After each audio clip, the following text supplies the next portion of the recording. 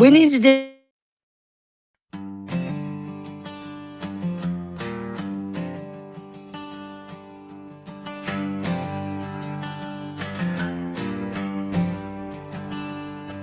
In the hollow where the shadows fall, we gather round, we hear the call.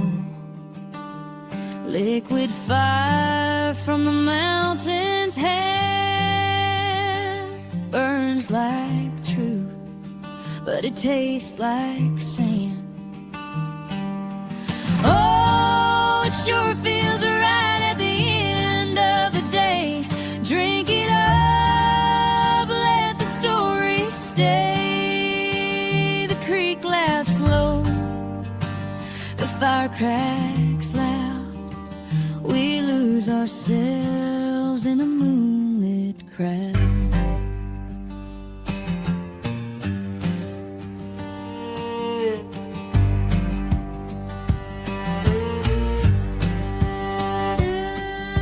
The air so thick it hums and sings, a slow dance wrapped in unseen strings, clear as glass, but it bites like a snake, sharp and cold, every breath we take. Oh, the stars know our sins tonight. Set that burn till the world spins right. The creek laughs low, the fire cracks loud. We lose ourselves in a moonlit crowd.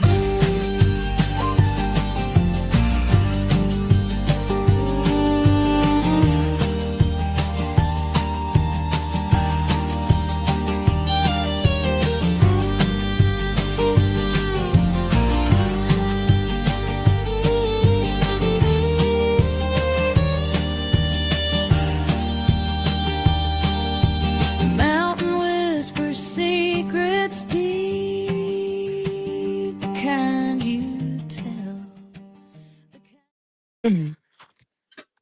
Oh, hello, and welcome back again. Hello.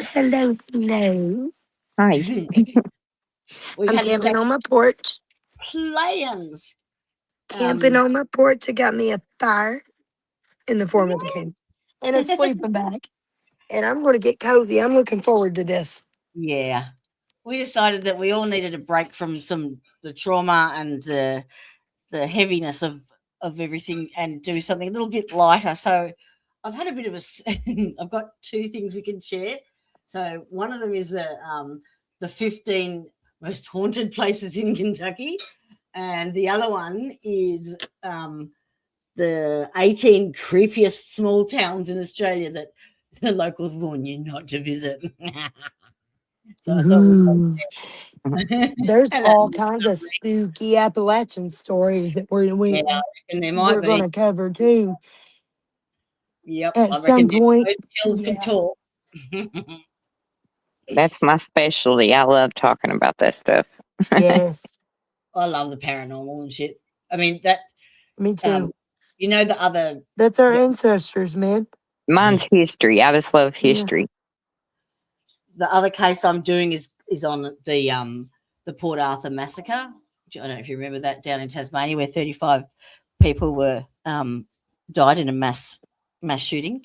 It's the biggest one in Australia ever. You've got some episodes about that, don't you? I've been doing. Yeah, that's the other case I've been following. Okay. And it's a 30-year-old case, and he was framed for that, like completely, like. But he's done 30 years for it so far, and I can't get anyone to get any support for him to reopen the case because they've sealed all of the records until 2099. Now, you only do that if you're hiding shit, yeah? Mm-hmm. Yeah. Right? Yeah. Right. If you didn't have nothing to hide, then you wouldn't be hiding it, period. Yeah. He never got to trial, so we never got to hear all the evidence, and what evidence is out there does not match up at all. That's not good. No. It's not good at all. 66, no, so it's not. It's very Yeah. MK Ultra. Well, that's how they got. That's how. You know how I said to you that the Very two. much mind control, very much manipulation. Yeah. Well, the two It's cases I interesting. It's a chose. very interesting case. Yeah, one's a 30-year-old case in Tasmania, Australia, and it involves MK Ultra, and Mhm. your case the other side of the world, current, and it involves MK Ultra, and I'd never heard Right. of that before in Which my is life. odd. Yeah. Yeah, so Which they I were saying, think that's going to be something that's going to be more common soon. There's yeah, probably going to be a lot of more people putting it together and understanding and learning about MK Ultra and yeah, what it really is and how they've been involved in it, like even I without knowing. think I think I think that's going these to be part of the Epstein awakening because I, that was part of the spell to put us to sleep. You I know, think these Epstein files is the big it's the like catalyst. download. It's the big down. It's the one that is going to make everybody realize, oh my God, Makes you pick a side, you for good or evil. oh my God, you know, Yeah. it makes you stop and think. So I think that was the big download that we was all waiting on, you know. Now we got Yeah. to see what the fallout's going to be, you know. The Right. only problem is that, like everyone, the Epstein files, if your name is mentioned in them, it's automatically assumed that you are in there for the wrong reasons, which isn't always the case. Yeah. Well, that's kind Yeah. of starting to change up now. Like people are starting to actually read through them and make some sense out of them. And I think a lot of the misinformation or the misconceptions are starting to die down. Because there's an I don't want to attorney. speculate on it yet because there was another big, massive drop of unredacted shit that I have not had to look. Not gotten to look at yet. Yeah. So I don't want to say either way. I don't know what. I don't Right. know You yet. can't yet. You really More can't research yet because it's required. what's happening. The world, Right. you I went to mean, the bed. basics is that the government fucking sucks. We're slaves, and it's up to Oh, us to whether Lord. we're going to stay this way or not. Are we going to cave in and let them continue, or are we going to stand up and fucking fight it? That's what it Have comes you down heard of to. the Long Island serial killer? What is Long no? Island, What is so, that? Or what's it called? Oh, is he the one that had the bodies, like 7 bodies out, like on the beach? They found them out there. yes. What about that Okay. guy in Pennsylvania recently that they just found that had his whole house decorated with dead bodies and stuff? Very Ed Gein, or what was his name? That Gain. Texas serial killer that did that made lampshades out of human skin and shit. Ed Gain. Ed Gein. Well, the guy in Pennsylvania. This just happened recently. Did you see that? Yeah, he had that He's a goth. hottie too. Like he had tattoos all up on his neck and shit. He looked cute, long hair. Looked like he was in shape and stuff. Like that's scary. That's That His didn't house go scary. to was A pretty very trial. bad. normal looking dude. And then they found that in his house. Was that And he'd been grave robbing, like in like all old bodies. It was like antique bodies and shit. It was crazy. Yeah. did that recently go to trial or? No, he just got caught. He just He got ain't even been to caught. trial yet. That's where I've heard the name then. Okay. Yeah, well, we can look it up later or tomorrow or something. I'll do some more research. And Yeah. then Ed Gain is the famous serial killer. That's the Yes. first thing that popped in my mind is like, oh my God, that sounded just like him, American Yeah. except this guy was robbing graves and Ed Gein was like the killer. Taking body, yeah. Right. Like this guy, I think he just collected the already dead. I don't think he was a killer. I think he just liked dead bodies. Oh, Lord. But there, like I said, more research required. I don't know. He's a weirdo. Right. That's another, That's a man, rabbit hole I've not been in yet. I just kind of poke my nose into it to see, do I want to go down this? And I definitely do. I've just not had time. It looks like there's a documentary on Netflix for him. A what? There's a documentary on Netflix about Ed Gein, I think. yeah. Mm. Oh, yeah, that hottie from I think it's odd Son how of they started Anarchy making all these played him. documentaries about fucking Jeffrey Dahmer. Yeah, they done that one. And if you notice, there's a couple of songs that mention Jeffrey Dahmer, like "Eat Your Heart Out," like I'm Jeffrey Dahmer. Like there's, and then, I mean, you know, Hollywood always shows you and tells you everything they're doing anyway, and they've always got all this symbolism and shit about eating people, but like the files, man. I know. The files like confirm it all, you know? And it was so much bigger of an operation than anybody ever was prepared for, I think. Even the ones that were awake, I don't think we were prepared for how vast the evil really is. Yep. You know what I mean? Hey, It's all T-Paws, encompassing. welcome. Thank We're you in the for pits of joining. hell. Thank you for But we joining. can come out because we can bring heaven to earth. That's what Jesus says. Kingdom come on earth as it is in heaven. And that's up to us to find Jesus in our hearts and to find our connection to source and bring it here, anchor it. T-Paws 72 says if people actually knew what they were eating and breathing every day, it would terrify them. I know I am. I I'm know. fucking traumatized from that shit, man. I can't eat nothing. Tell me about Ty's it. been on How strike you ever think I've since. lost so much fucking weight and shit? Yeah. I can't because I don't They know what the fuck it is, and I'm too scared that it's a person or somebody's missing child. Yep. She's If not. they don't respond to you, they There goes can't that see truck the again. chat. That's why they're on their phones and the chat's too small for them to see. So if they don't respond, they're not ignoring you, I promise. And I will try and point out as many as I can. Oh, okay. I probably need to. No, it's okay. I'm just explaining why if people ask a question or say something and you don't acknowledge it, Oh, that's why. okay. That's all. All right. I Sorry, got guys. I it. don't always look at the comments like I should, I know. and my phone acts weird. So sometimes I miss things. I apologize if I'm not answering you right. When you get yeah, deep into a story, it distracts you, and it's hard to do both at the same time. But yeah. that's all right. All right. So this is We'll try from to recap them though. True Scary Stories.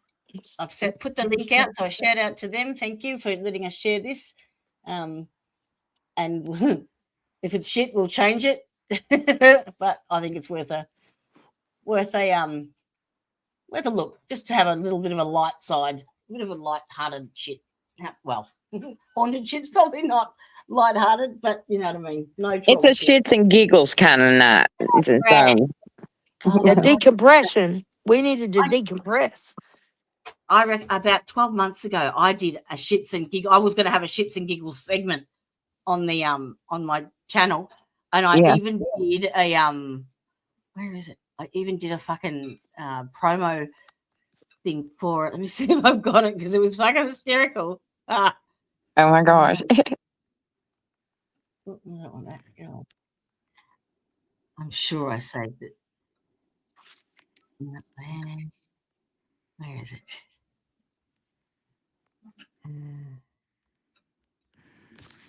There it is. Shits and gigs. Oh, why is it doing that? I'm trying to watch this truck over here. Don't know what the hell they're doing, trying to turn around between two driveways and a road at a crossroads. Yep, there they went over the hill in the grass. Is it? Remember that same truck I told you that drove by like 2 or 3 times already that don't belong here? I ain't never seen it in the holler. Yeah. Got its trunk, the bed of it's got a tote box and a bunch of trash and shit. Look like clothes and everything in it. It's got a light bar in the middle of it, double headlights on each side, and one of the tail lights is out. And now they just went over there, stopped in front of the neighbor's house, backed up, and then got hung up and just drove over back into the fucking neighbor's field. Oh my gosh. And then they just left down towards Spring Branch. I'm telling you that they don't fucking belong here. They don't know I don't know who they are, but they don't belong here. I know that much. Be careful. I'm good. I'll put my candle out. I'm just gonna lay here and watch TV with you all. Shits and gigs. I love it. That's my shits and gigs intro. I've never used it. It's still sitting there. Well, you got to use it tonight. Yeah. I was going to do a shits and gigs segment. My neighbor's home. I feel safer now. Better. All right, let's get back to the real shit, hey? The real scary shit. Yeah. Hey, Christine, how you going, sweetheart? All righty. And very pleased, Mr. Easy.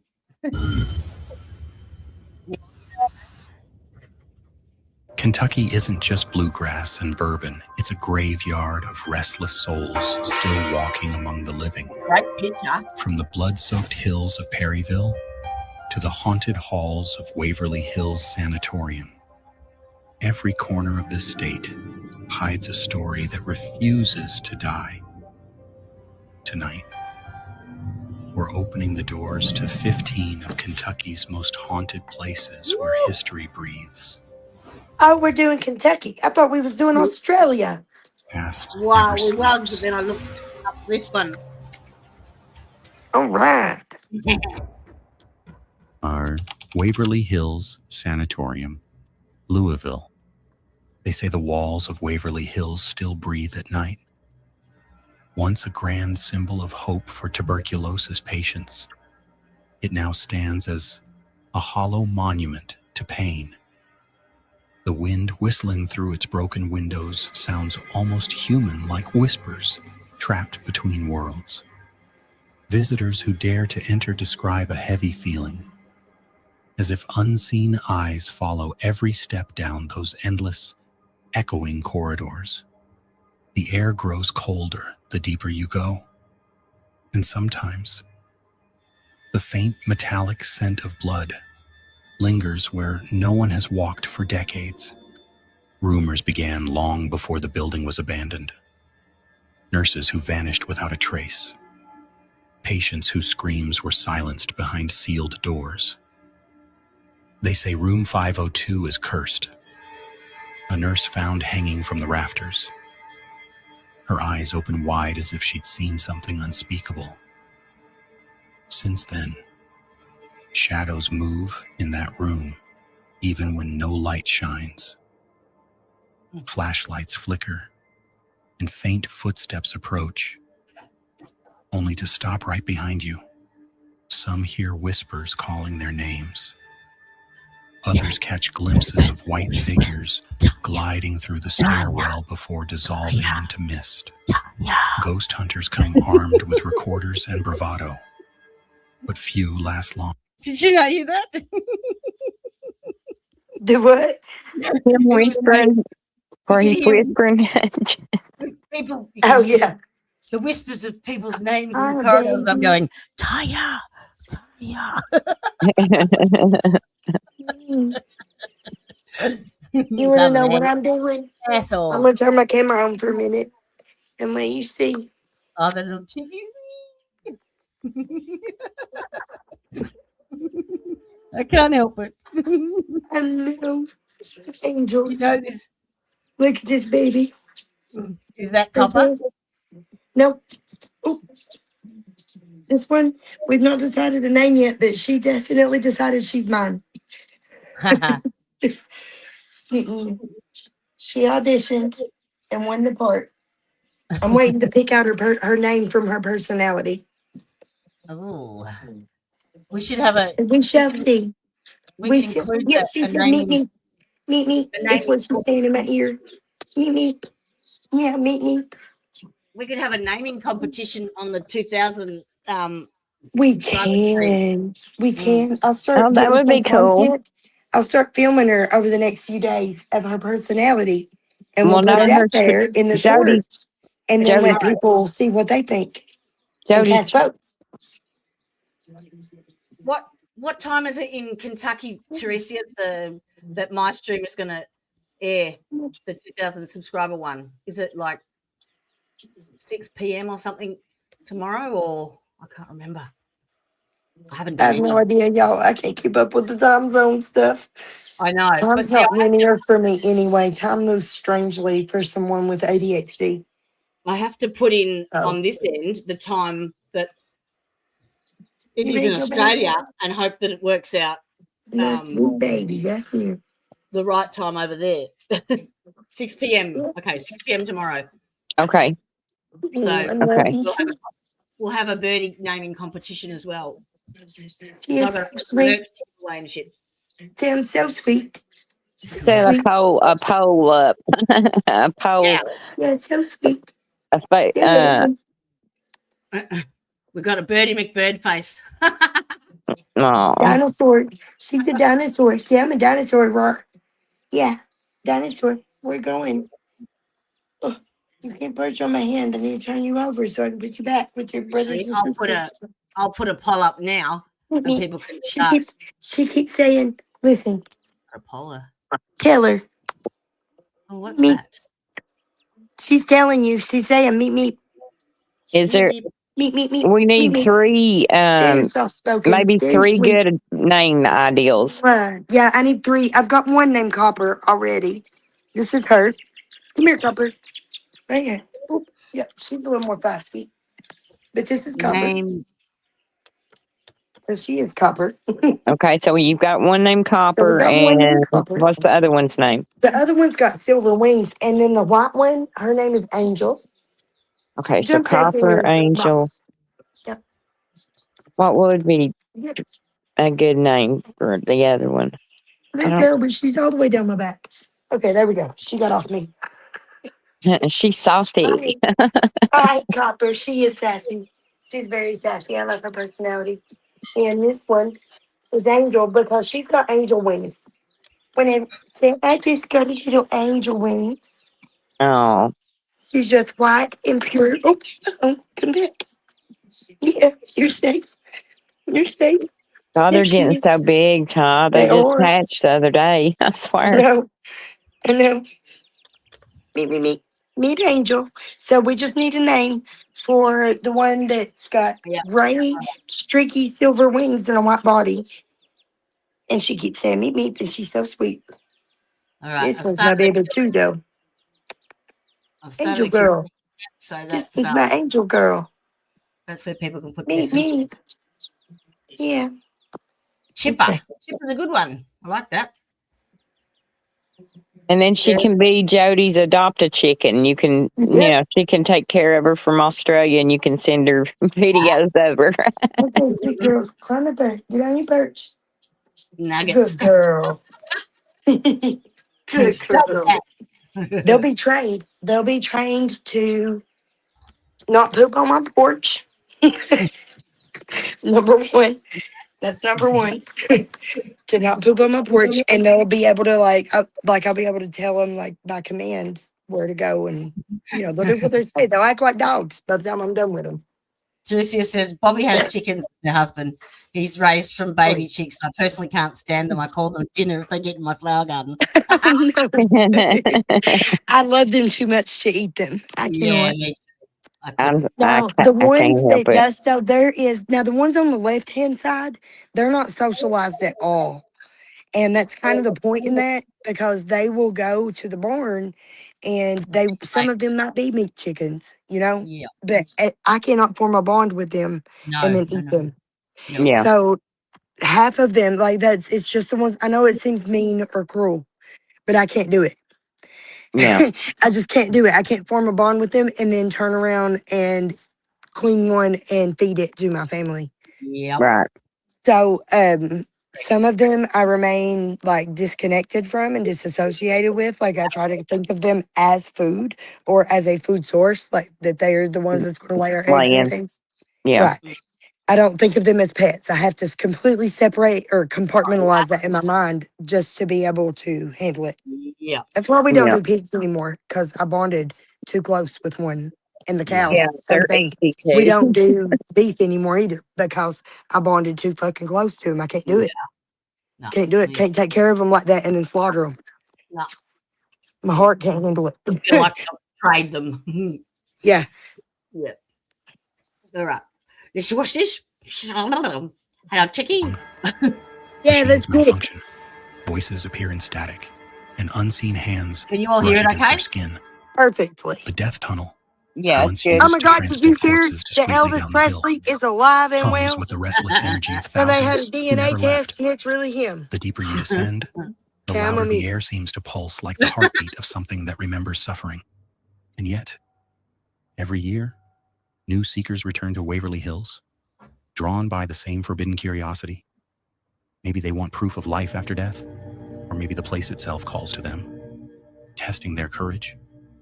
So if you ever find yourself standing before those towering ruins under a moonlit sky.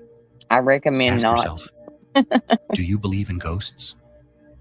Or will you wait for one to answer you? 2. Bobby Mackey's Music World Wilder. At first glance, Bobby Mackey's Music World looks like any small-town honky-tonk, a neon glow, laughter spilling from the bar, and the hum of country music filling the air. But beneath its floorboards lies something older, darker, and far less forgiving. Locals whisper that the building was once a slaughterhouse, and its basement a drainage pit became what they now call the gateway to hell. Some say that pit still reeks faintly of blood. Oh. Though it's been dry for decades, the stories began with a woman named Pearl Bryan, whose body was found nearby in 1896, her head missing. Oh. Her killers were said to have disposed of it in the pit below this very building. Ever since, her restless spirit has been tied to the place, her perfume occasionally drifting through the air just before the jukebox powers on by itself. Bartenders swear the music changes to a waltz no one remembers selecting, and a woman's soft sobs echo from the empty dance floor. Paranormal investigators call it one of America's most haunted nightclubs. Cameras fail, batteries drain, and growls vibrate through the basement walls. One former caretaker claimed he saw a shadow crawl across the ceiling, whispering his name in a guttural tone that no human throat could make. The stairway to the basement, once sealed off, still draws those foolish enough to test the legend.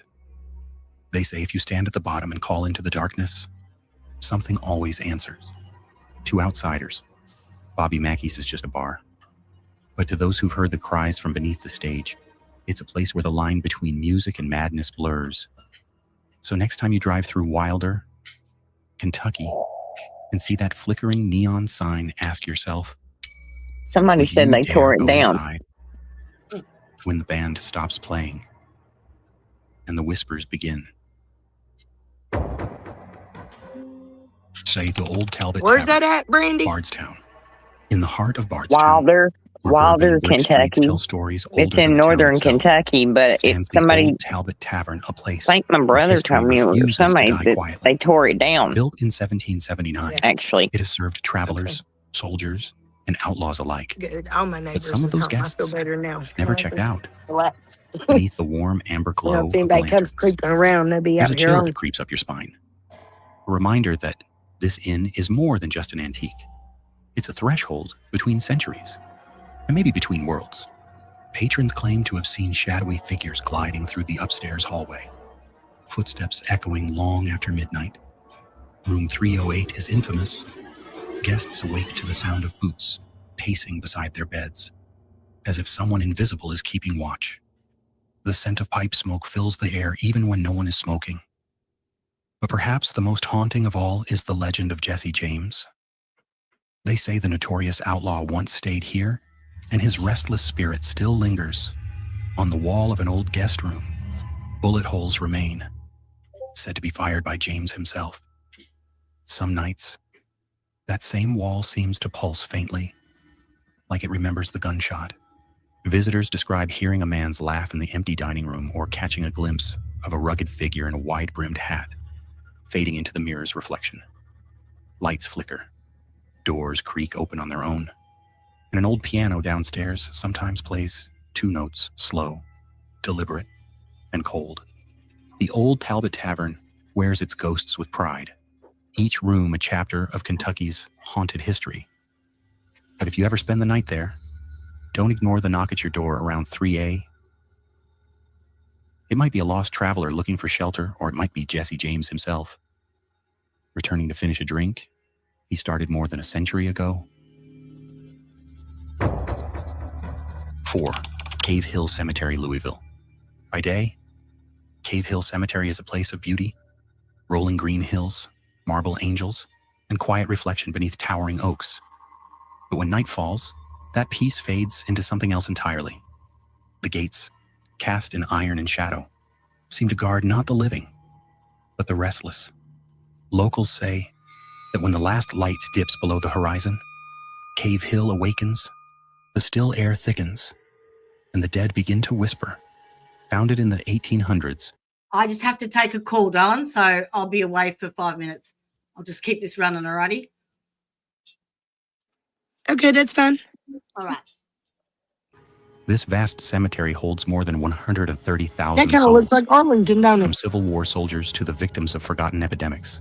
Yeah, Many it visitors does. claim that spirits wander the grounds, searching for names Spirits long do erased from wander memory. these hills. A mist Oh, often yeah, clings that's to the for sure. tombstones near the Yeah. old lake, and within it, Hell, the land pale is figures spirits flicker too. in and out of sight. Every area it feels like. Security guards have reported cold hands brushing their shoulders and hearing children's laughter echoing from empty pathways. One even swore he saw a Union soldier standing by the gates, only for the figure to dissolve as he approached. There's a particular legend about the Seelbach family mausoleum, a heavy marble door that sometimes stands slightly ajar by morning, though no living soul has the key. On stormy nights, a soft humming can be heard from inside, a melody without words. Some say it's a mother singing to her child buried there. Others think it's something older, something that never rested at all. Even skeptics admit that Cave Hill carries an energy unlike any other place in Louisville. So if you ever find yourself wandering those paths after dark, and you feel the faint breath of wind on your neck, don't turn around too quickly. Because here, among the graves, not every whisper comes from the wind, and not every shadow belongs to you. Yep. Not every whisper belongs to the Perryville wind, and battlefield. not every shadow Perryville. belongs to you. I like that. The hills of Perryville look peaceful now, Yeah. green fields swaying under the Kentucky sun. But in That October is of why it's just for life 1862, in general. they ran red with blood. Exactly. This was the site of one of the fiercest battles of the Civil War, where more I than read a book 7,000 about that soldiers were killed or when I wounded was in in a single college. day. That was Locals say the land remembers. On quiet nights, when the fog rolls low, the past seems to breathe again. Farmers nearby speak of hearing drums in the distance, steady and solemn, as if the armies still march across the ridges. Travelers see lanterns floating through the mist, carried by figures in torn gray and blue uniforms. Some have followed those lights only to find themselves standing in an empty field, surrounded by silence. Even the animals act strange here. Horses refuse to cross certain spots, and dogs howl at shadows no one else can see. Park rangers tell of a particular ridge where the temperature drops suddenly, the air thick with the metallic scent of gunpowder. Visitors report hearing cries for water, the same desperate pleas once shouted by dying men scattered across these slopes. One ranger, locking up at dusk, swore he saw 2 soldiers facing each other in the field, one raising a rifle, the other clutching his chest, before they both vanished like smoke in the wind. Perryville battlefield is more than a memorial, it's a wound that never healed. Beneath the calm earth lie thousands who never went home, and perhaps never found peace. So if you stand there at sunset and the air turns heavy, listen closely. The war may have ended over a century ago, but here, the dead still fight for remembrance. Or Octagon Hall, Franklin. The You think Octagon it's Hall rises strangely from the so Kentucky countryside. haunted Its in eight-sided Kentucky walls because we're casting just so eerie angles in the superstitious. moonlight. Built before No, the Civil War, I it has think stood that witness to it both is because refuge there's been and so ruin, much its blood history spilled soaked in here. blood, They don't call secrets, it and sorrow. bloody Kentucky or bloody Locals grounds for call it the nothing. house You Right. know, that watches Yeah. you, bloody Harlan. because There, no I mean, matter where it's you all stand, over the state. Right. you feel its eyes on your back. True. During the war, That's what I'm saying. Like the dreams Confederate that I have soldiers and hid within shit. these walls, I've People been think I'm there. recovering crazy from when I wounds and talk about disease. that, but the fucking bones It and the said their blood cry spirits out to me from the never ground left. when I sleep. Did you Visitors hear often me? hear I muffled can't I've cries for fucking been. help, sleep. the clatter of I've So, been boots on there. wooden floors, or yeah, doors slamming in here, rooms long empty. Yeah, I've been there.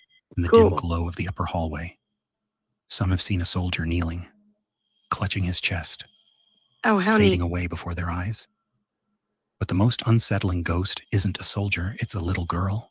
Yeah. Her name, they say, was Mary Elizabeth, a child who perished in a fire within the hall.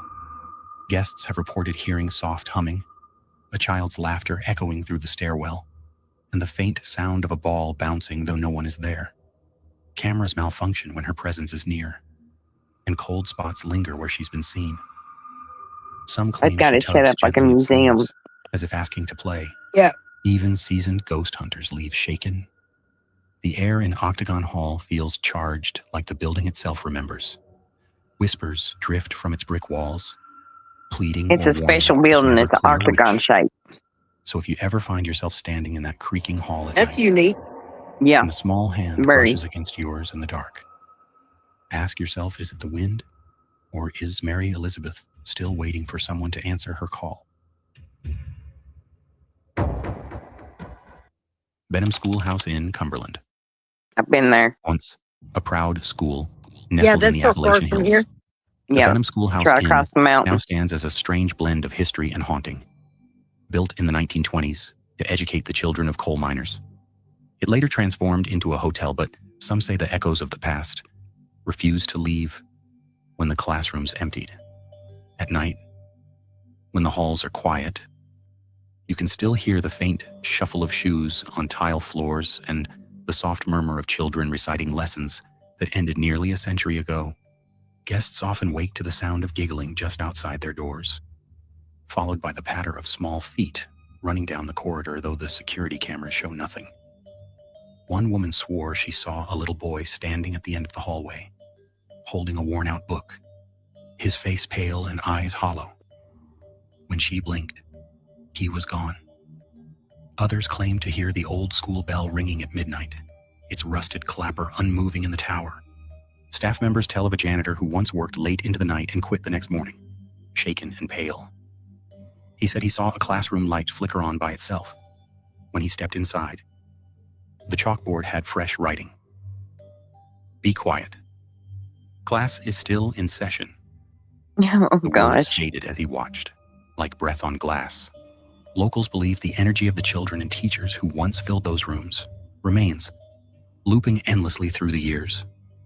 By day, it's an inviting inn with laughter and warmth. But when darkness falls, the building reverts to what it remembers best, a school full of voices, waiting for a morning that never comes. And if you ever hear the bell toll while you're alone, you might want to leave before attendance is taken again. 8. Whitehall, Richmond. Whitehall stands proudly among the rolling fields of Richmond, a gleaming I think we went there on our mansion 8th grade that trip. once echoed with music, Yeah, I debate, think I've been there too. and ambition. Built in 1798, it was They the all home of take us Cassius there on their Purcell's Clay, 8th grade trip, a like fiery the Frankfurt abolitionist and there. politician known as the Lion of Whitehall.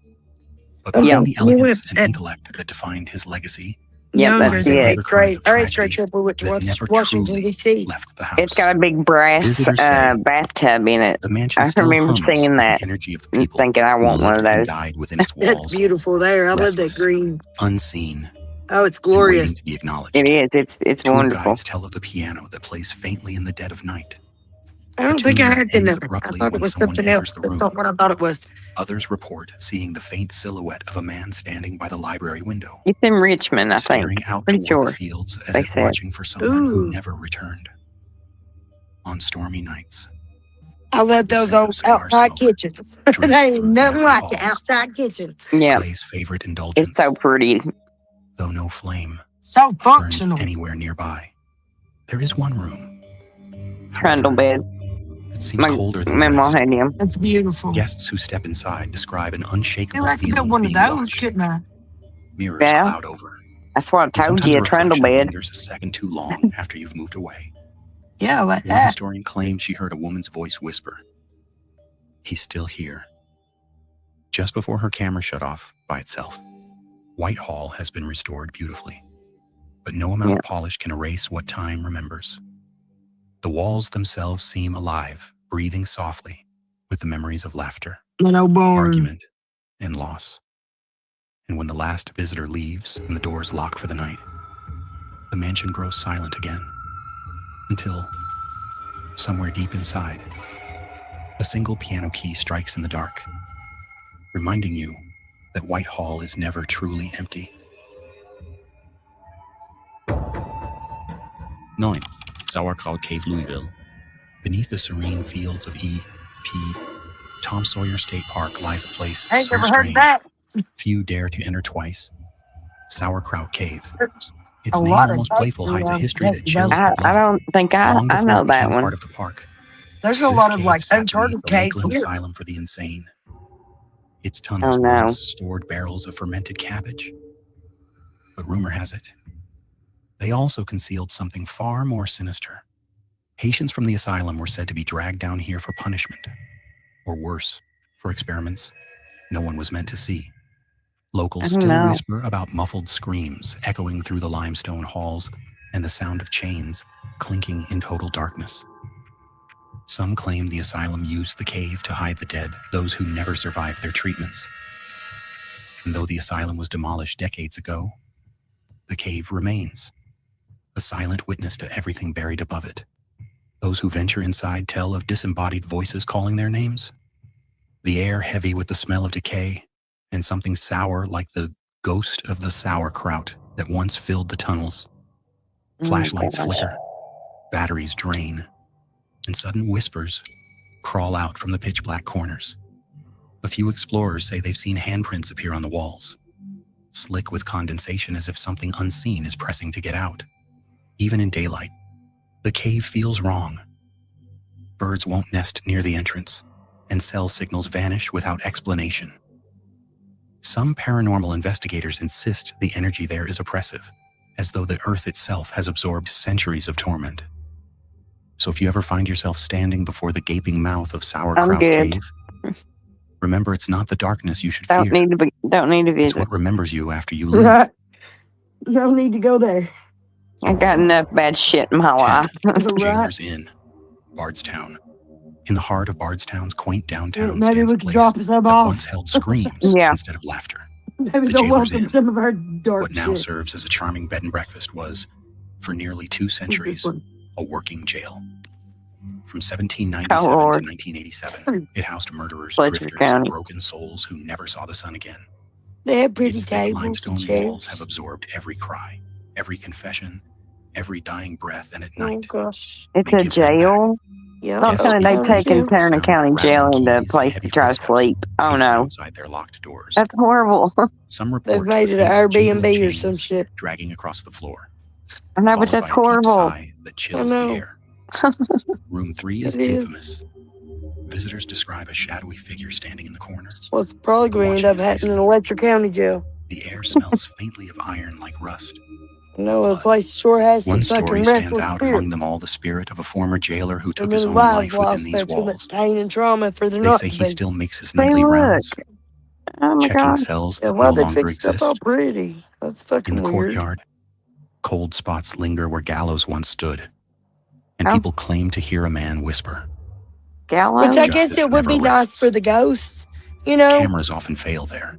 if they're To have stuck there, company. to Guests who at stay least in the have a old cell change of room fucking sometimes scenery and find have their it turned belongings into something moved, nice as if inspected. where you can interact with people By and day, stuff. I can The understand Jailer's that Inn from a looks ghost almost peaceful. perspective. I Flowers think I Yeah. would bloom against the old appreciate stone it. facade. You know what I mean? I just think it's Tourists laughing weird. over breakfast. Take this horrible place But when of the sun pain and dips turn behind it into Bardstown's something that might rooftops, bring somebody else the inn joy. changes. I The get it. walls breathe again. The past returns. And if you're Or unlucky enough to hear a connection, cell door you know? slam in the middle of the Yeah. night, But don't go bedtime's looking for the source. bedtime. I don't want to be in a Some doors jail. here haven't been open for over 100 years, and Right? some Definitely prisoners know. never not. left. I guess it's one of those weird things. I don't know, for people And who've never Rose Opera experienced such House, a thing. Cynthiana. Yeah.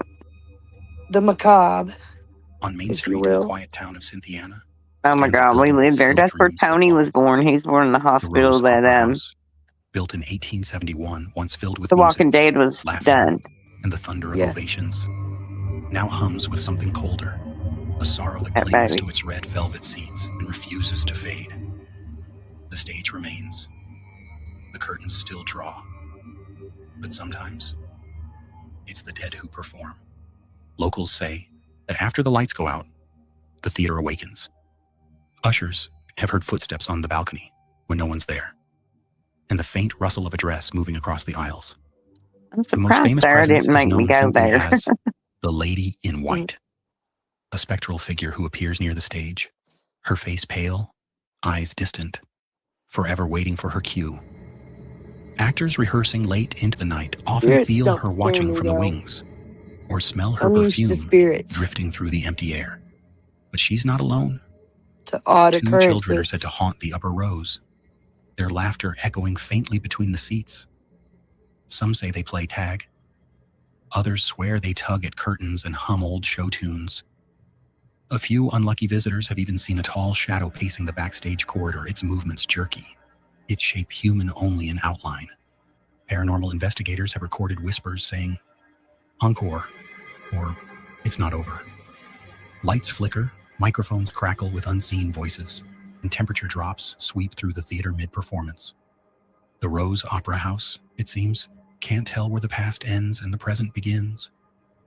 So if you ever take a seat beneath that ornate ceiling and feel a cold breath against your neck, don't turn around. The show, for some, has never truly ended. 12. Shaker Village of Pleasant Hill, Harrodsburg. Peaceful and picturesque by day, the Shaker Village of Pleasant Hill hides a silence that feels almost too perfect. This 19th century settlement, once home to a thriving Shaker community, now stands preserved as a living museum, but some say the villagers never really left. Very At much. dusk, Have you when the sun dips ever behind the dug into limestone the buildings, Shakers? a chill A settles little over the bit, but not fields, a whole lot. and that Ooh, perfect there's a calm movie I begins want to us to tremble. watch together. Visitors describe hearing rhythmic footsteps along the gravel paths, It's very interesting. orderly, as if a procession of Shakers still marches to evening prayer. Doors open slowly on their own, and soft hymns hum through the meeting house, sung by voices no living choir. Have I missed anything? Is it any good? It's good. Yeah. Yeah. We're just commenting on where we been, where we ain't been. Is it And worth watching, or do you want me to change it? it's all right. How much is left on it?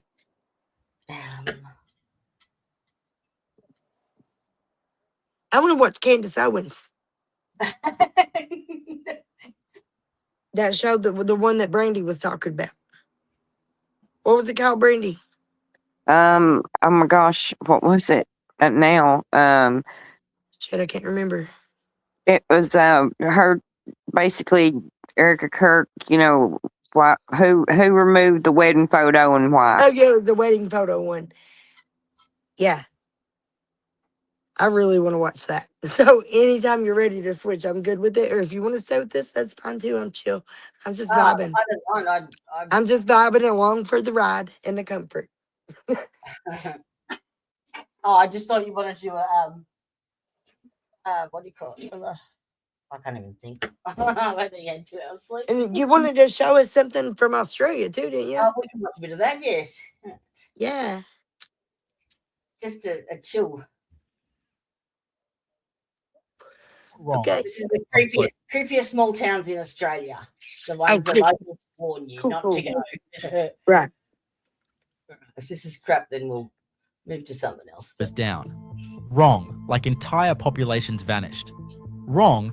It sounds so funny listening now to someone's talking in an Aussie accent.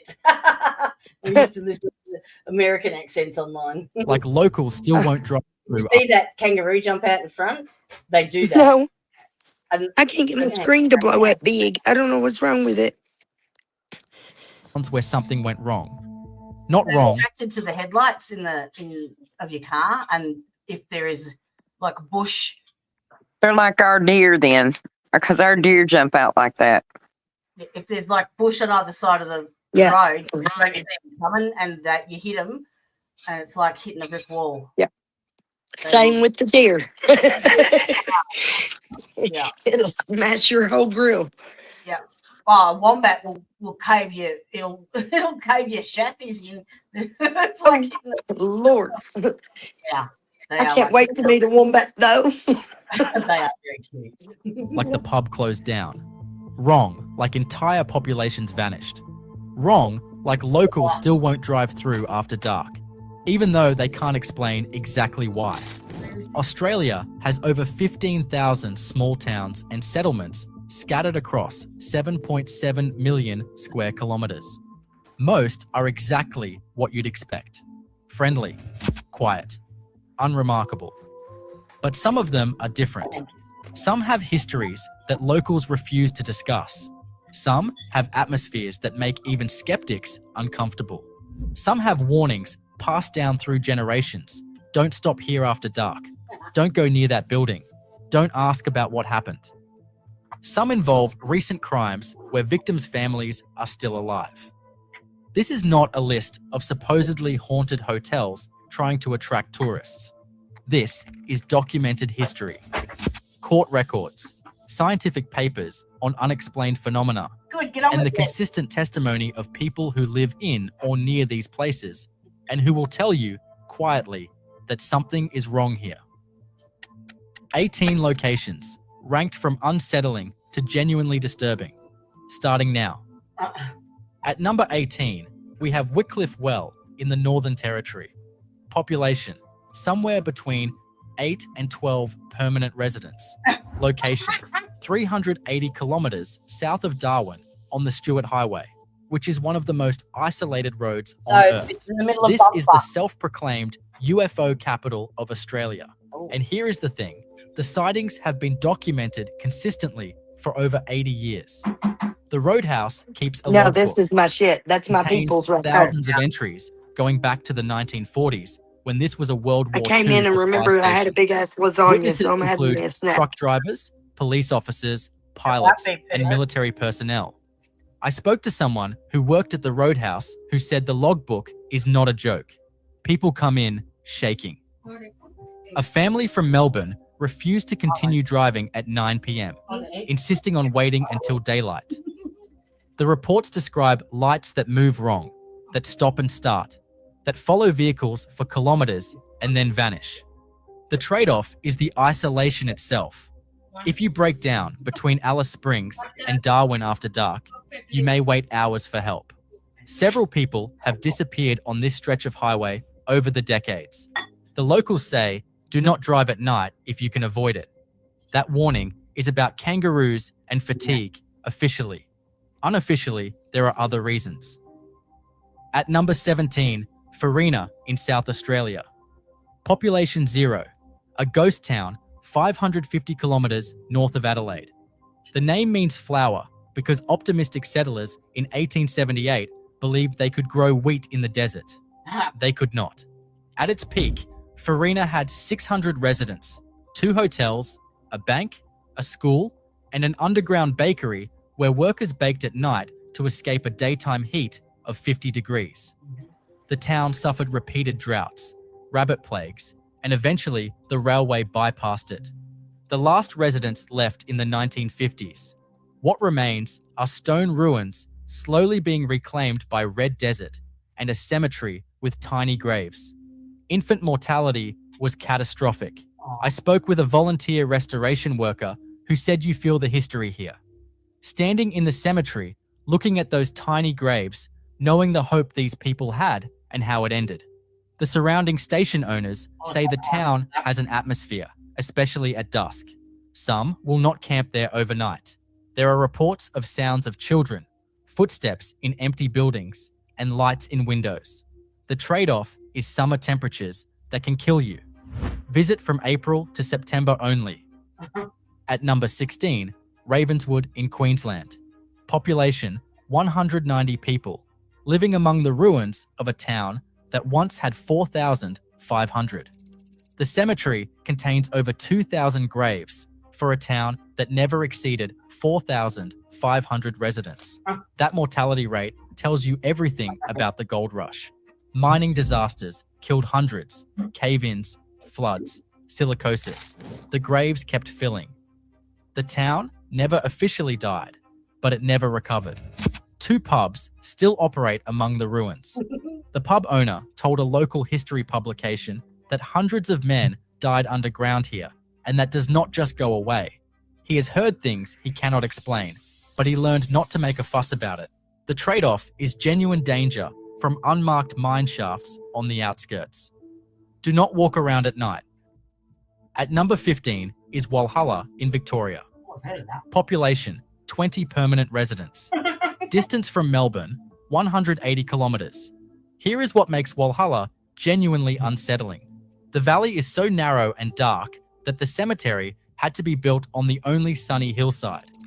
That cemetery now contains over 1,200 graves for a town that currently has 20 people. The dead outnumber the living 60 to 1.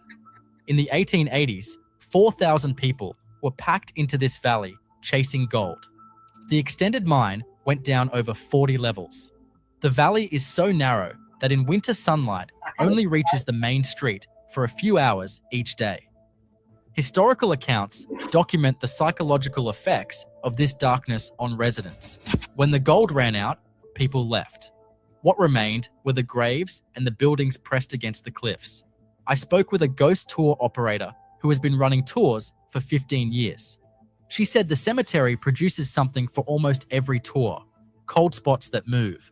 Photographs people show her afterward with anomalies. Either a lot of people are very good at faking, she said, or something is here. Visitors consistently report claustrophobia from the valley walls and an oppressive atmosphere in the late afternoon as light fades. The trade-off is that winter afternoons get cold and dark by 3 in the afternoon. Plan your departure accordingly. At number 14, Childers in Queensland. It had a population of 1,600. It is 300 kilometers from Brisbane. This is different from the others because the horror is recent and entirely human. On June 23rd, 2000, a man named Robert Paul Long set fire to the Palace Backpackers Hostel at 12:30 a.m. 15 young travelers died. Their ages ranged from 17 to 34. They came from Australia, the UK, the Netherlands, Japan, Korea, Ireland, and Israel. Long had been asked to leave the hostel earlier that day. I'm switching devices, He Jody. set I'm the going to fire, close this then stood one out outside and open and it watched. on my computer. He was sentenced to life imprisonment. I read testimony from a local resident who helped in the aftermath. They had to cut through a fence to try to reach people. The screaming, they said. I will never forget that night. The town came together, but something in Childers changed forever. Today, there is a memorial where the hostel stood. The names and photos of 15 young people line the walls. A backpacker who visited in 2019 wrote that they stopped for fuel, saw the memorial without knowing what it was, read the plaques, and could not stop crying. 15 young people just like them. The trade-off here is that this is not entertainment. Locals ask that visitors treat the memorial respectfully. The anniversary on June 23rd is observed quietly. Number 13, Kapunda in South Australia. Population 3,000. It sits about 80 kilometers from Adelaide. This town has been called Australia's most haunted place.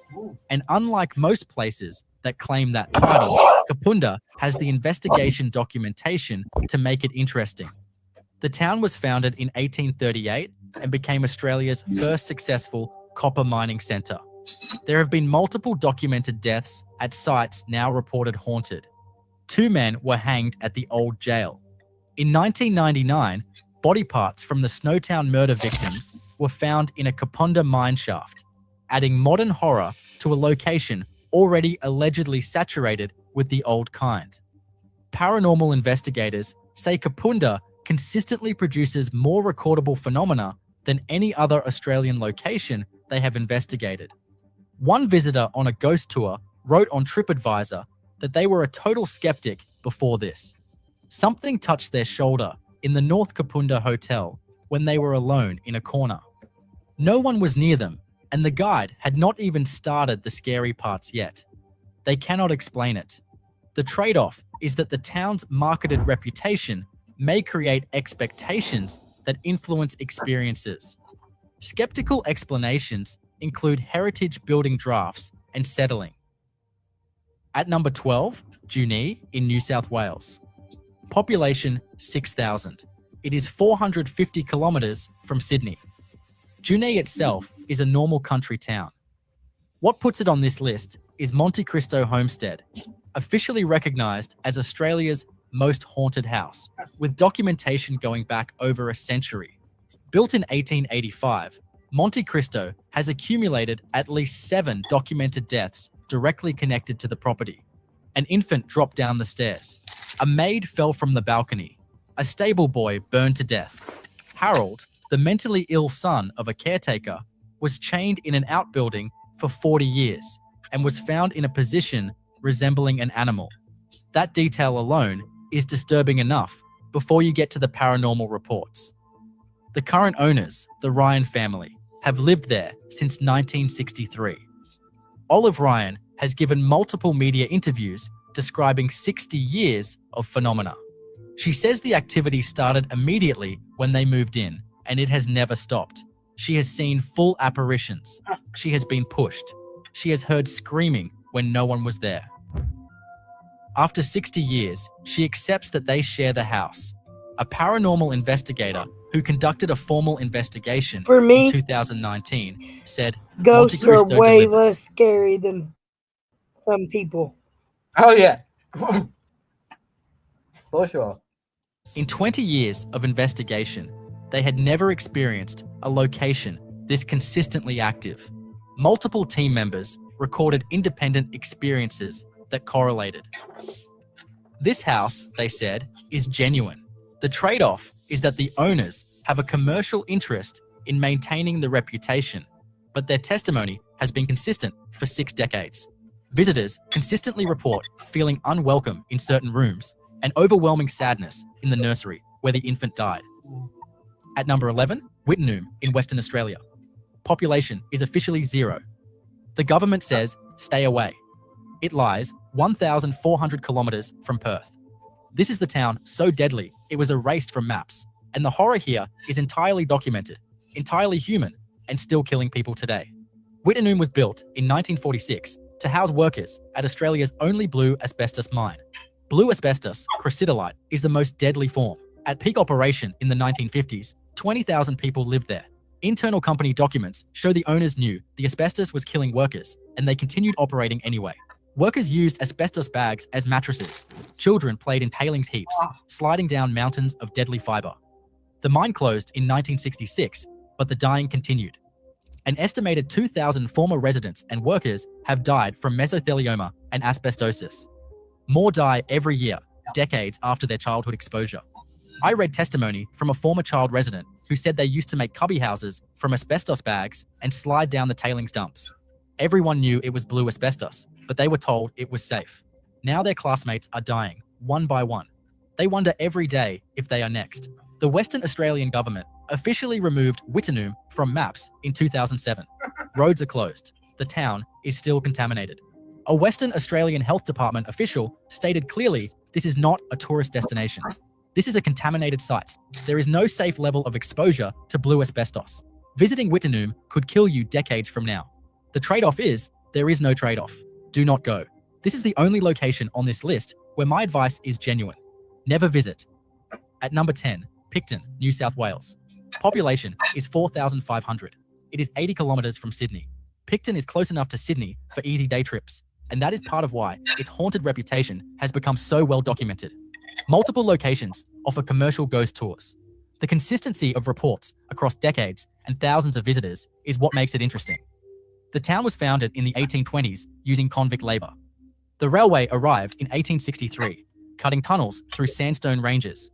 Those tunnels have accumulated deaths, including railway accidents, murders, and suicides. The most famous is Emily Bollard, who was struck by a train in 1916. Her apparition, a woman in white, has reportedly been seen by hundreds of independent witnesses over the decades. A ghost tour operator told me they have conducted over 500 tours of Picton. Something happens on nearly every tour, especially in the Mushroom Tunnel. They have seen people refuse to enter before anyone has said anything scary. The visitors just feel it. A Sydney visitor wrote on a forum in 2021 that they went expecting a kitschy ghost tour. In the tunnel, clear as day, they saw a woman in white at the far end. They asked the guide who that was.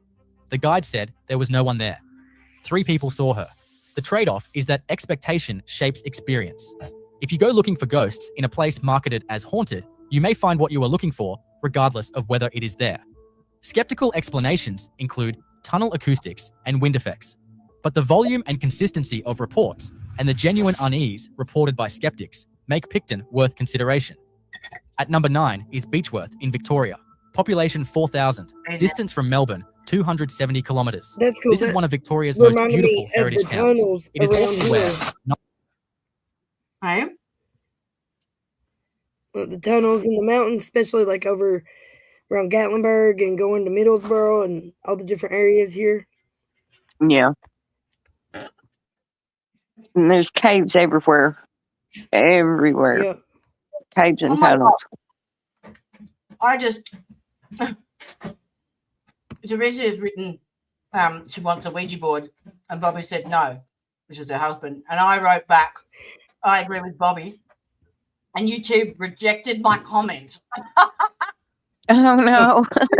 You're not. What the fuck? I don't really fuck with the Ouija board either. That's stupid. YouTube does it to me all the time. It'll restrict my comment. It won't let me type out certain websites and certain like keywords and stuff. It's weird. That's They're odd. very censored. It's very censored. Do you want to come up and tell it who to have? Because the girls can't see the writing.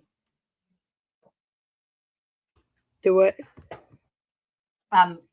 Udahev's got a ghost story, but he's typing it in the chat, and you guys can't read it. So you can. I've sent the link if you want to jump up and tell it quickly if you want. Cool. Step out. Yeah, Ouija boards. You've got to be very, very careful. You've got to make sure that you protect yourselves because they can open up the veil and let things in that you don't want let in. So if you don't know what you're doing, they're fucking dangerous. I mean, if you're experienced with divination and spirit communication and working with deities and even demonology, then like there's nothing to fear as long as you protect yourself properly. And I wouldn't do it in my own home. And know that like you hold the power and that Jesus is behind you and that you can call on him to help you at any time. You know, like there's ways to protect yourself and do it, but there's better ways to divine. Yeah, I feel like, you know what I mean? There's better ways to communicate with spirit, in my opinion. Like, I love my dowsing rods and tarot cards, oracle cards, and things like that, but the Ouija board's just not my thing. No. Right. So, what did he say? He said, I used to be really into the paranormal stuff when I was 15. I used the Ouija board frequently and stuff. My mum had a friend who was a president of a paranormal ghost hunting group, so she introduced us. And they invited me to go on a hunt with them. On the occasion we went was a church graveyard somewhere way out in the country in Georgia. Apparently, a lot of churches have graveyards out back. Yeah. We had all this equipment that the group brought. One such piece of equipment was what they called a K2 meter, which measured electromagnetic frequencies. Okay, next. Type faster.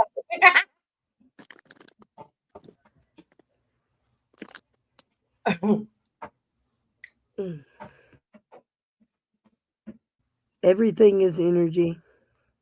Oh, yes. Yes. Even the ghosts. You sound tired. Oh, anyway, long story short, the meters were going off like crazy near the gravestones, and they weren't just randomly blinking. They would blink in a series of ones or twos, depending on what we asked. Wow.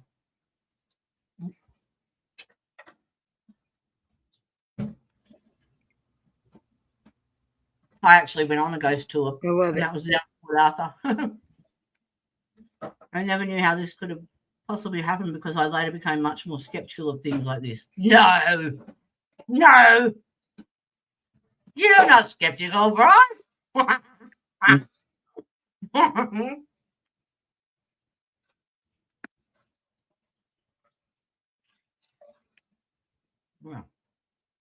I think this has got 10 more minutes left. 9,000 documented deaths occurred at the Mayday Hills Lunatic Asylum, and where many were buried in unmarked graves on the hillside. Let me say that again. 9,000 documented deaths in one institution over 128 years of operation. Patients were buried in graves marked only with numbers, and many grave locations are now lost. Treatments included ice baths, prolonged isolation, physical restraints, and electroshock. By modern standards, much of what happened at Mayday Hills was torture of vulnerable people. The buildings still stand. Some are now a university campus. Some remain empty. Ghost tours have operated for more than 20 years. This was probably an MK Ultra office. The founder of Asylum Ghost Tours said, in more than 20 years of tours, they have seen people who arrived as skeptics leave convinced. This building holds something. Whether you call it ghosts or energy or residual trauma, 9,000 people died here in terrible circumstances. That leaves a mark. A former La Trobe University student wrote on Reddit that they studied there for 3 years. Late nights in the library in the old building, multiple times they heard footsteps in corridors when the building was empty. Other students had the same experiences. They did not talk about it much, but everyone knew. The trade-off is confronting what happened to mentally ill people in Australia for more than a century. The patients who died here were often poor, indigenous, immigrant, or simply inconvenient to their families. Their suffering was systematic, not aberrant. The Grevillea wing, which housed violent patients, reportedly produces the most intense experiences. At number 8, Myall Creek in New South Wales. Population essentially zero. This is a memorial site. It is about 150 kilometres from Tamworth. This entry is different because it involves a documented historical atrocity, not paranormal claims, and I want to be clear about what we are discussing. On June 10th, 1838, a group of stockmen rode into Myall Creek Station and committed a massacre, killing at least 28 Wiriarai Aboriginal people. The victims were a peaceful group camping at the station. They included women, children, and elders. The killers then burned the bodies to destroy evidence. What makes Myall Creek historically significant is what I guarantee you Port Arthur will be on here then. What happened next. Station workers who witnessed the massacre reported it. 7 of the 11 perpetrators were eventually hanged after 2 trials. The first jury refused to convict. The second did. This was one of the only documented cases in colonial Australian history where white men were executed for killing Aboriginal people. Conservative estimates suggest over 65,000 Indigenous Australians were killed in frontier violence between 1788 and the 1930s. Almost none of those deaths resulted in any legal consequences. A memorial was established in 2000 with an annual commemoration now attended by descendants of the victims and the general public together. A Wiriarai elder interviewed by the ABC said their people died here, their children and grandchildren. This memorial matters because it tells the truth. For a long time, this was hidden and denied. Now people can come and know what happened. Visitors report profound sadness at the site. Some report unusual experiences, but I want to be careful here. This is not a location where we should be looking for ghosts as entertainment. This is a place where children were murdered and their bodies burned. The fact that it represents thousands of similar events across Australia that went unpunished and unacknowledged is the point. A visitor in 2019 wrote that as an Australian, they should have known about this. Standing at the memorial, reading the names, knowing children were murdered here, it changes you. We need more places like this that tell the true history. The trade-off is not about visiting comfort. The trade-off is confronting what actually happened in this country and deciding whether acknowledgement or continued silence serves us better. The annual commemoration on June 10th is an appropriate time to visit if you wish to participate respectfully. Otherwise, approach the memorial as what it is, a site of mass murder where justice was unusually, imperfectly achieved. Number 7, Belanglo State Forest in New South Wales, near the heritage town of Berrima. Berrima has a population of 700. It is 150 kilometres from Sydney. This is the forest where Ivan Milat buried 7 backpackers between 1989 and 1992. Their bodies were discovered in 1992 and 1993. He was convicted in 1996 and he died in prison in 2019. The victims were Caroline Clark and Joanne Walters from the United Kingdom, Simone Schmidl, Gabor Neugebauer and Anja Habschied from Germany, and Deborah Everest and James Gibson from Australia. Court records document that some victims were shot multiple times and some were stabbed. Evidence suggested some were released into the forest and hunted before being killed. Many locals will not go into Belanglo. The forest remains open for recreation, but experienced bushwalkers describe something different about it. One person wrote on Reddit that they had bushwalked all over New South Wales and that there is something about Belanglo unlike any other forest. They knew the history before they went, and maybe that affected them, but they had never felt so watched, so unwelcome. They will not go back. A police officer involved in the investigation said in a documentary that the forest felt wrong from the first day. Dense, dark, disorienting. When investigators understood what had happened there, it made a terrible kind of sense. Those young people were hunted through those trees. The trade-off is psychological. If you know the history, it will affect your experience. dense pine forests are unsettling regardless. Belanglo is open and legal to visit, but many prefer not to. At number 6, the family properties around Lake Alden in Victoria. They are located between 150 and 200 kilometers from Melbourne. There is a documentary on this on Netflix that I was going to do a watch time party with. This is true. This is a true story. And I grew up every weekend up at Lake Eldon. So yeah. These properties were where Anne Hamilton Byrne ran a cult that obtained children through fraudulent adoptions, starved them, gave them LSD, bleached their hair to make them look identical, Sounds about and what's told them happening she now was in Jesus Christ fucking America. reincarnated. This was systematic abuse. The cult operated from the 1960s until a police raid in 1987 rescued 28 remember watching a show about this. The children had bleached white hair. I remember watching a show about this. It's really interesting. MK Ultra. I couldn't hear you. We're both talking. Sorry. When did this happen? Oh, in the 80s. Brandy, do you remember? I think they said it started in the 70s. I think that's what it just said, but Okay, I missed it. Sorry. but Cool. I watched there's a movie or Yes. not a movie, a documentary it or up something later. about this. She looked familiar. There is. There's one on Netflix. Yeah, I'll do it's really interesting. Oh, cool. Okay, I'll watch it. Or where Anne Hamilton Byrne ran a cult that obtained children through fraudulent adoptions, starved them, gave them LSD, bleached their hair to make them look identical, and told them she was Jesus Christ reincarnated. This was systematic abuse. The cult operated from the 1960s until a police raid in 1987 rescued 28 children from the Lake Alden property. The children had bleached white hair, were malnourished, and showed evidence of drug administration. Many cult members were professionals, doctors, lawyers, and nurses. They facilitated the abuse. The children were rescued. A survivor said in a documentary that they were given LSD from age 14. They were starved. They were told their aunt was Jesus. They had no concept of the outside world. Their hair was bleached so they all looked like her biological children. It was not a life. The survivor testimony is stark. Why do they show A police officer involved in the 1987 raid said the children all had white blonde hair and were terrified. They had been told the outside world was evil and they did not know basic things about life. It was like stepping into another world. They were terrified. They were totally Anne from Hamilton Byrne birth. was only ever convicted of making false statements. She died in 2019. How she wanted them. The properties are now privately owned. This is not a place for dark tourism. Survivors are still alive, and this is recent history. Watch the documentaries instead to understand what happened. The isolation that allowed this abuse to continue for decades is the same isolation that characterizes so many Australian horror stories. At number 5 is Snowtown in South Australia. Population 530. It sits 145 kilometres from Adelaide. This small agricultural town became synonymous with Australia's worst serial killing, and the residents wish you would stop coming to look at an empty lot. In May 1999, police discovered 6 barrels containing 8 dismembered bodies in a disused bank vault on the main street. The investigation revealed 11 total victims killed between 1992 and 1999 by John Bunting, Robert Wagner, and accomplices. The victims were tortured before death. The killers collected their victims' social security benefits after murdering them. They stored bodies in barrels in backyards and eventually in that bank vault, while living otherwise unremarkable suburban lives. A detective involved in the investigation said in a documentary that opening those barrels is something you never recover from. What had been done to those people? The methodical cruelty.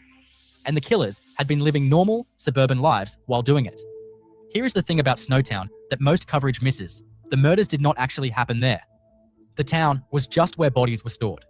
Snowtown became the name attached to the crimes because that is where the discovery was made. But the actual killings occurred elsewhere in suburban Adelaide.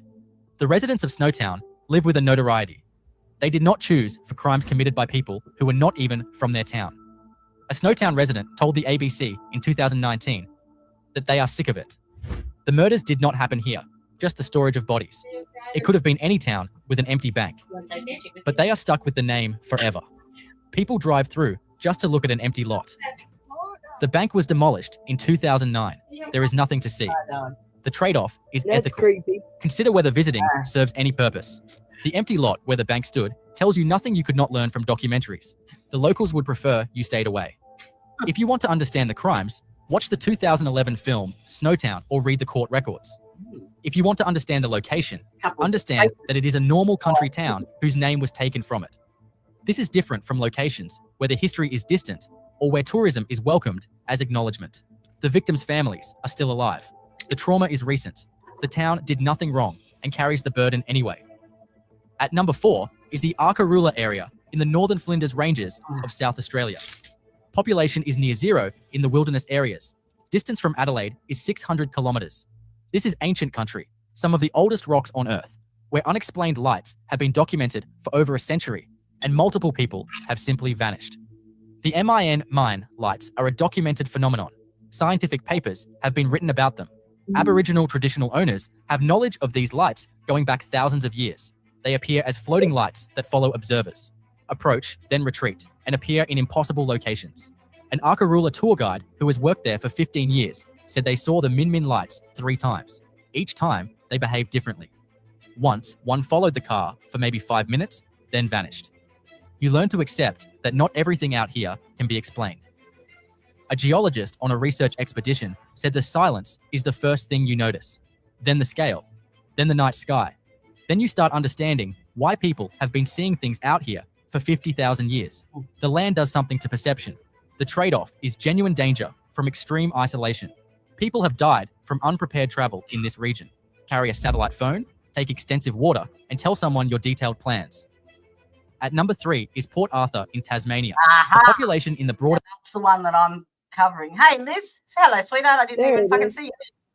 Yes, this is where this is the biggest massacre in Australia. And Martin Bryant was the perfect patsy. The area is 499, and it is about 100 kilometres from Hobart. This is perhaps Australia's most layered site of horror, a convict prison built on deliberate psychological cruelty, the site of Australia's worst mass shooting, and a location where ghost tours have run for over... I've done that ghost tour on my honeymoon. It was great. ...for 30 years, because the paranormal activity is consistent enough to support them. Port Arthur operated from 1830 to 1877 as a prison for repeat offenders. The separate prison used prolonged solitary confinement specifically designed to break prisoners' minds. It was documented as such at the time. Then on April 28th, 1996, Martin Bryant killed 35 people and wounded 23 in what remains Australia's worst mass shooting. He was sentenced to 35 life sentences plus 1,035 years. A ghost tour guide with 15 years of experience said they have led thousands of tours, and something happens on nearly every one, particularly in the parsonage. They have seen people who knew nothing about the site identify the exact room where death occurred. They have seen photographs people take home that show things no one saw at the time. The trade-off is confronting both historical and recent trauma in the same location. At number 2 is the Nullarbor Plain, crossing between South Australia and Western Australia. Population is near zero, except at roadhouses. The distance is 1,200 kilometres of almost nothing between Adelaide and Perth. This is not a town. It is the absence of towns across a distance where people regularly vanish and strange lights are reported constantly. Help may be hours away, even if you can call for it. Multiple missing persons cases remain open. Some are suspected homicides where bodies were never recovered. A truck driver with 20 plus years on the route wrote on a forum that you learn to respect the Nullarbor. They have seen things they cannot explain. Lights that follow, then vanish. A feeling that something is wrong when nothing visible is wrong. They have also seen what happens when unprepared tourists break down out there. The road takes people. The trade-off is the genuine possibility of dying if you travel unprepared. This is not metaphorical danger. Carry water, food, fuel, and emergency communication. At number 1, Lake Ballard and the Coolyannobbing Ghost Town area in Western Australia. Population 0. It is 500 kilometres from... Sorry. We have... Did you see the name of that? You ready? Food, fuel, and emergency communication. Come on. At number 1, Lake Ballard and the Coolyannobbing... Coolyannobbing. Coolyannobbing. Oh my Lord. I bet you it's meant to say Coolyannobbing. Hey, sweetheart. Long time no see. Yes, the Bermuda Triangle is like most people don't realise that the whole of the middle of Australia is pretty much nothing. It's just barren, and you're lucky if you catch a tiny little service station, as with the pump they just showed you. That's all you see for hundreds and thousands of kilometers. It's barren. It's like the Badlands for real. Yeah. Yeah. Who was that? They did a series with what's his name? Oh, there's no point me even trying to remember. My brain is not going to work now with 2 hours sleep.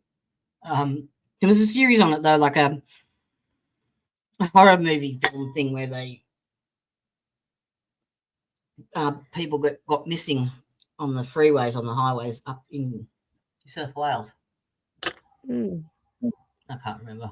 You'd know it if you heard it, but my brain ain't working.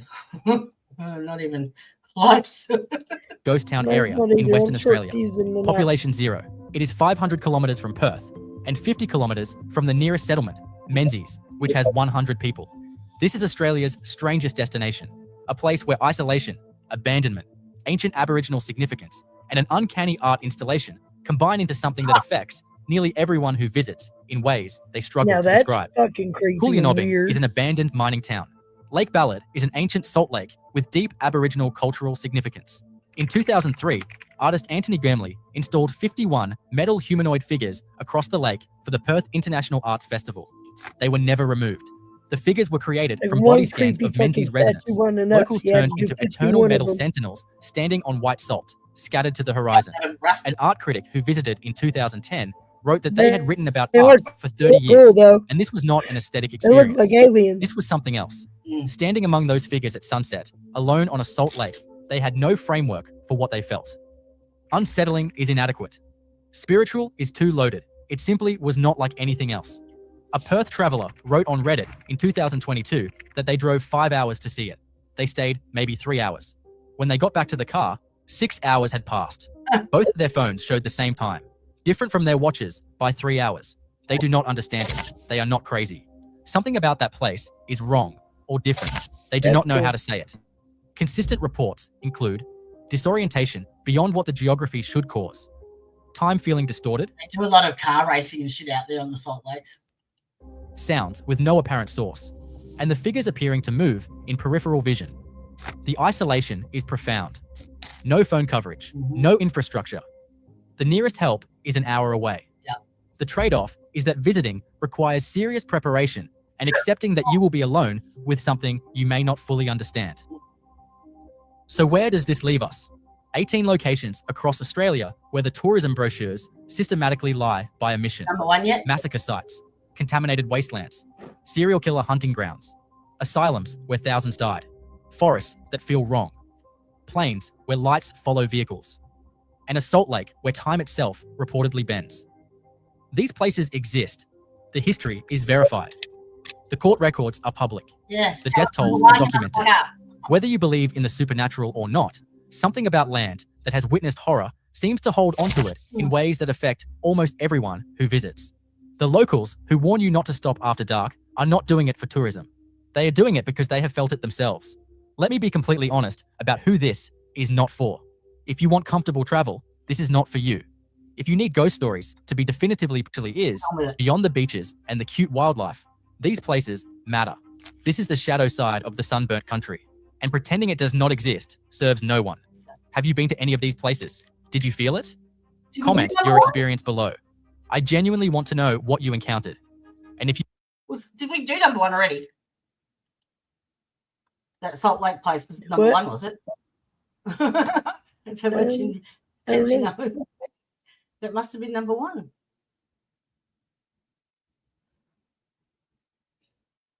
There it is. Number one, Lake Ballard. Cool nobbing. I've hit a wall, my loves. You still in this? Yeah, I'm ready for bed. Yeah. I'm nice and worn down and ready to head out. Thank you for doing this with me.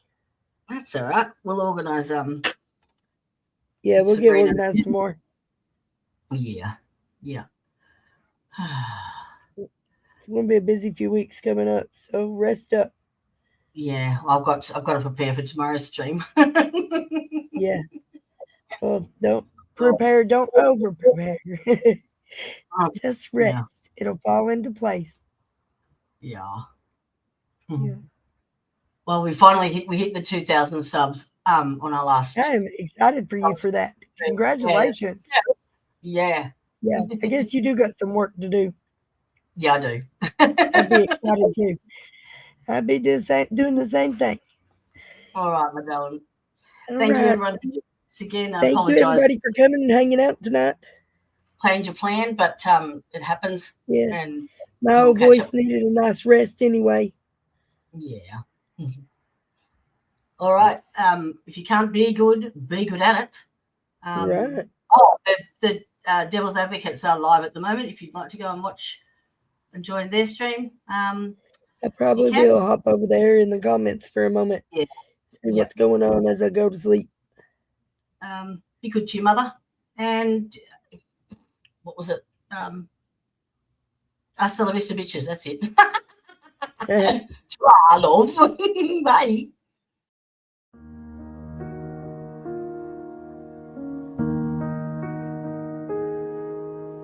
Whispers in the shadowed halls, the judge's gavel, justice stalls. Hands that should protect, they take, turn lives to ash, left hearts to break. But in the silence, voices rise.